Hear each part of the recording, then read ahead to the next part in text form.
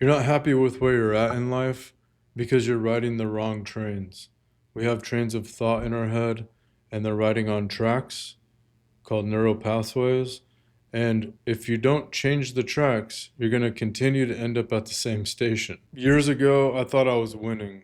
I had six-figure job and the nice house and wife and kids and going on vacations and the cars. And, I thought this is the life, I have arrived.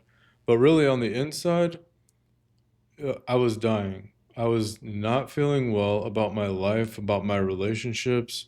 I felt like this is all there is to life. I have all these material things, but inside, I just wasn't fulfilled. I was empty. And the more things I got, the hungrier I got. It's like continuing to eat, but never getting full. It's an addiction cycle. Some of us look at addiction like, oh, there's an addict, he's homeless, he does drugs, but lots of us are undercover addicts, but just not to the extreme degree that drugs and alcohol can take you. And the thoughts in your head, they're like trains. Have you ever heard of trains of thought? Well, they're riding on tracks called neural pathways. We'll get a little sciencey here. These neural pathways are entrained beliefs. Thoughts that you keep thinking create beliefs. And those pathways are the most traveled and they're the most easily accessible. Each train of thought carries you to a destination. Hop on the I'm not good enough track and you end up at self-doubt. Ride the money is hard to get track and you end up with stress and bills. Different tracks, different destinations. There are such things as universal laws, and these laws, when followed, create a beautiful and satisfying life. Most of us have been led astray to lead the lives of materialism, chasing the next promotion, chasing the next vacation, chasing the next gadget, watch, Netflix show, whatever it is. But these are only momentary distractions, or they do provide fun and entertainment for a little bit of time, but they're not lasting. And usually on the backside of it is remorse, depression, anxiety. When you're not distracted or entertained by these things, what's left over is a feeling of unfulfillment. A feeling of unfulfillment? Yeah, okay. So, where do we go? What do? We look to the universal laws, and they're outlined in multiple wisdom texts. I'm going to use the Bible here and the Bhagavad Gita, but they're in many other texts. So, first in the Bible, Matthew 6:33, seek first the kingdom of God, and all these things will be added to you. So, what that is telling me is that if I seek God, what is God? God is life to me. You might think of it differently. God is the guiding force. God is the all power. Everything I see is God. God is in everything.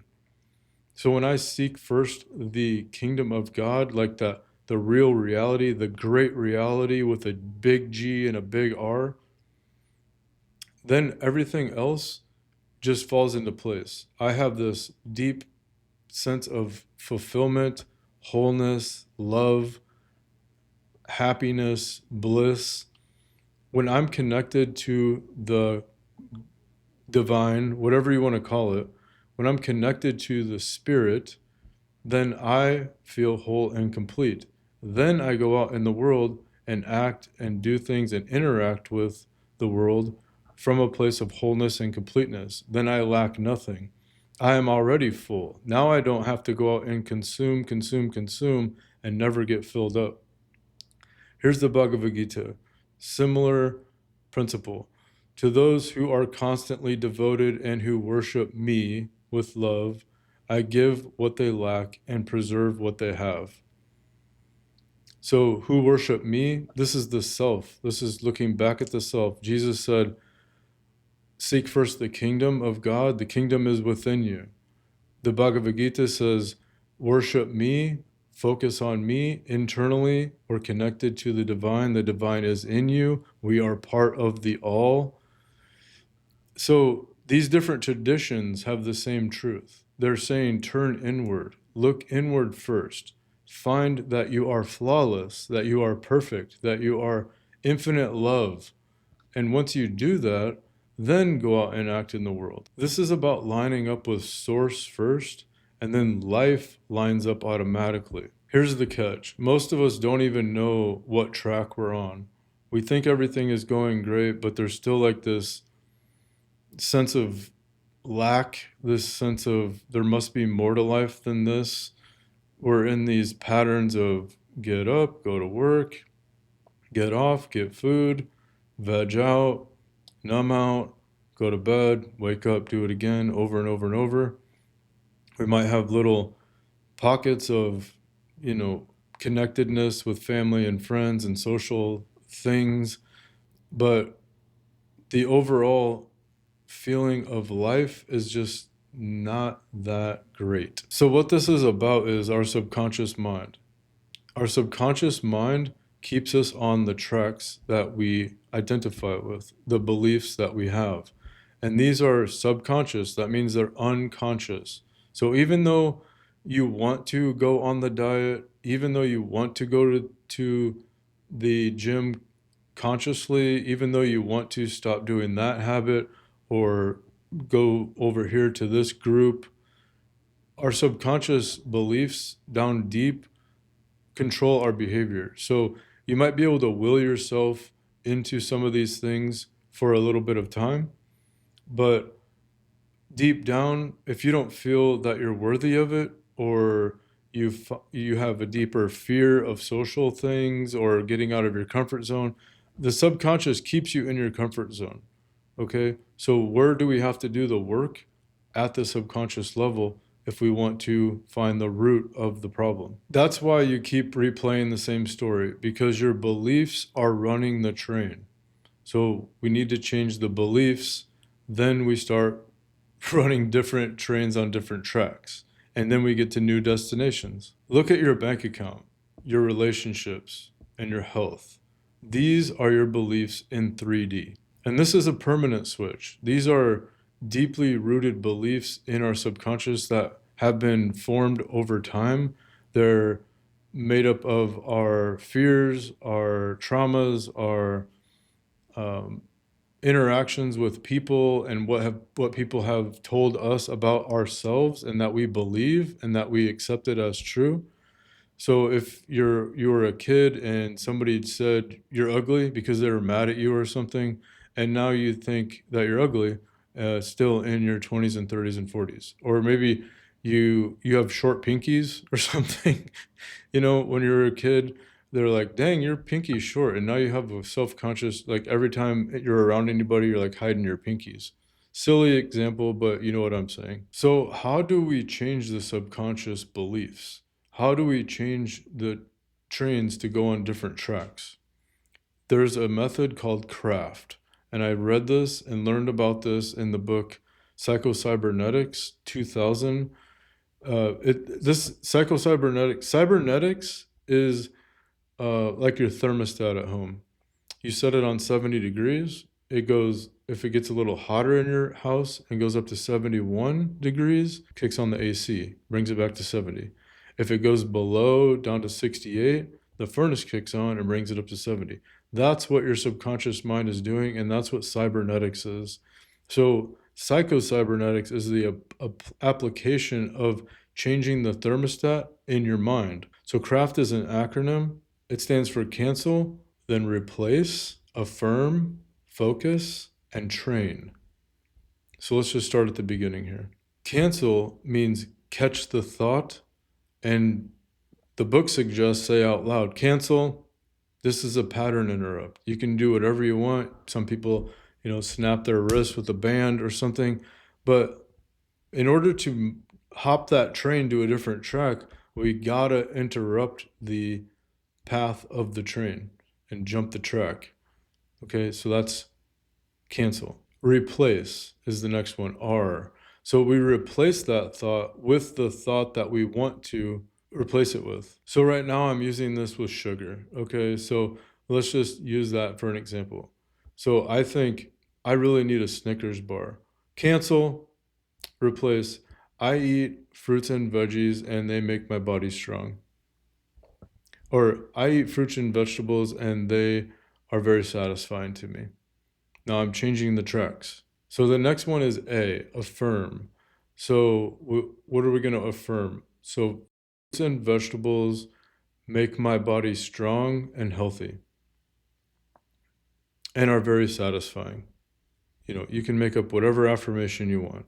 So we're canceling, we're replacing, and we're affirming that our new thought is positive and impactful. And hopefully, if you can make it emotional, that would be great as well. So the next one is F for focus. We want to focus and embody this feeling of the affirmation. Okay, so fruits and vegetables make my body strong and healthy and give me lots of energy. I love having energy in my body. Thank you, fruits and vegetables. I don't know. Focus. We're focusing. We're feeling that in our mind. Like fruits and vegetables are deeply satisfying. They nourish my body and make my muscles big and strong, and they give me lots of energy each day. You know, take your time with these. You write them out. I wrote these out in my book, which I wish I had with me, but I don't. So then the last one is T for train. No pun intended. So this is repetition. We practice this daily as many times as you can during the day, but it's also good to do it at the same time each day. This repetition on a cycle, like every day at 7 o'clock a.m., right when I wake up, I think about my day, fruits and vegetables, make my body strong and healthy and give me tons of energy and nourish every cell of my body and make my muscles strong. You know, you just set the tone for the day and you get those tracks laid. You know, at first, just think about them building a railroad. They put the ties down. This is building the track. This is how you lay down new tracks and you let the old tracks disappear, disintegrate. We don't use them anymore.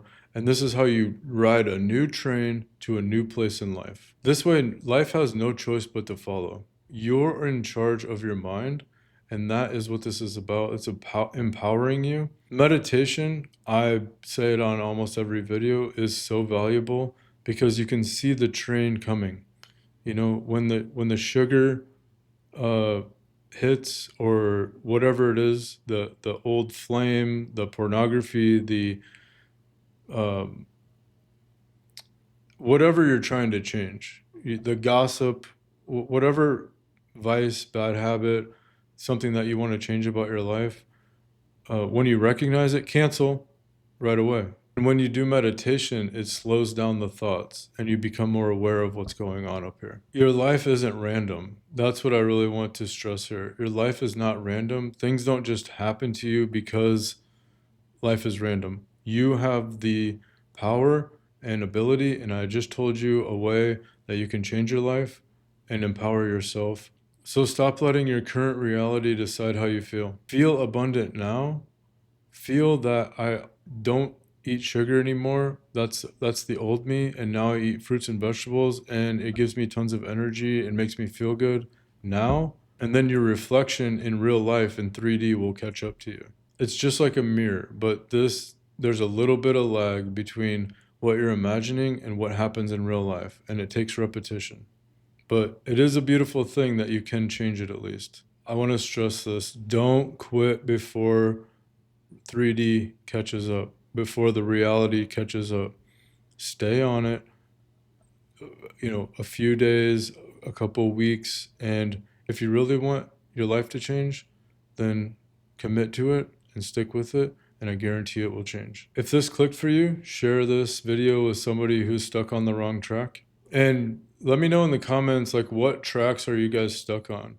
What trains of thought do you need to hop off and get on a different train and a different track to get to a different destination? Let me know. Thank you for watching. I'll see you in the next video. I wish you well on your expansion of consciousness.